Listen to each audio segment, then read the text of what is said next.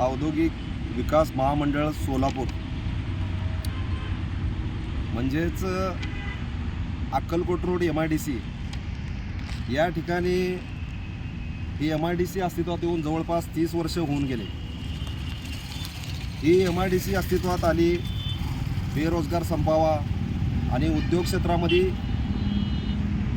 जे काही उद्योजक आहेत त्यांनी आपला उद्योग वाढवावं आणि या ठिकाणी एक मोठ्या प्रमाणात या ठिकाणी बेरोजगार हटवावं म्हणून या ठिकाणी MIDC अस्तित्वात आली। परंतु आताच्या सध्याच्या काळामध्ये आज जवळपास संपूर्ण या ठिकाणी कारखाने बंद करून या ठिकाणी मोठमोठे मंगल कार्यालय अपार्टमेंट या ठिकाणी उभा करण्यात आले।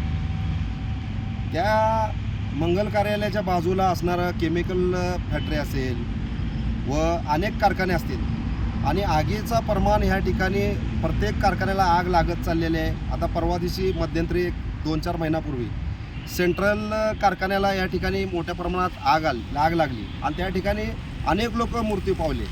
त्याचा जबाबदार कोण? या ठिकाणी हे लोक बेरोजगारी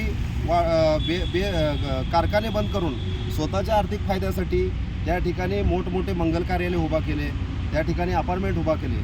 परंतु या ठिकाणी जे काही ते कामगार आहेत त्या कामगाराला खऱ्या अर्थाने बेरोजगार करणारे हे कारखानदार आहेत। आज महाराष्ट्र औद्योगिक विकास महामंडळ या ठिकाणी आम्ही माहिती मागवली होती की खरंच या जे MIDCमध्ये जे कारखाने आहेत जे अपार्टमेंट आहेत त्यांना परवानगी आहे का। परंतु त्या ठिकाणी आम्ही खंदारे साहेबाला या ठिकाणी चर्चा केली असताना त्या ठिकाणी असं सांगण्यात आलं की आम्ही माहिती देऊ शकत नाही, परंतु हे MIDCमध्ये मंगल कार्यालय करता येत नाही। कारण ह्या MIDC म्हणजे शहराच्या बाहेर असणारं हा एक पब्लिक प्लेसपासून लांब असणारा MIDC असते, म्हणजे लोकाला जीवहानी होऊ नये म्हणून।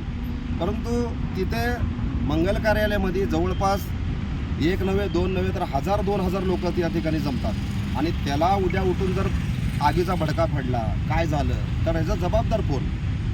तर ह्यांचा पाठपुरावा या ठिकाणी मुंबईला चालू आहे, लवकरच कारवाई होईल असं म्हणतात। परंतु ह्यात असं दिसून येत आहे की त्या ठिकाणी असणारे मंगल कार्यालय त्यांना खरोखर परवानगी नाही आणि मोठ्या प्रमाणात MIDCमध्ये अतिक्रमण झालेलं आहे आणि कामगाराला बेरोजगार करण्याचं काम खऱ्या अर्थाने हे कारखानदार करत आहेत। यांच्यावर जर कारवाई झाली नाही, हे लवकरात हे लोक कारवाई केली नाही तर युवा भीमसेना सामाजिक संघटनेच्या वतीनं आम्ही आमरण उपोषण या ठिकाणी केल्याशिवाय आम्ही राहणार नाही आणि कामगाराला या ठिकाणी न्याय मिळवायचा प्रयत्न युवा भीमसेनेचा आहे।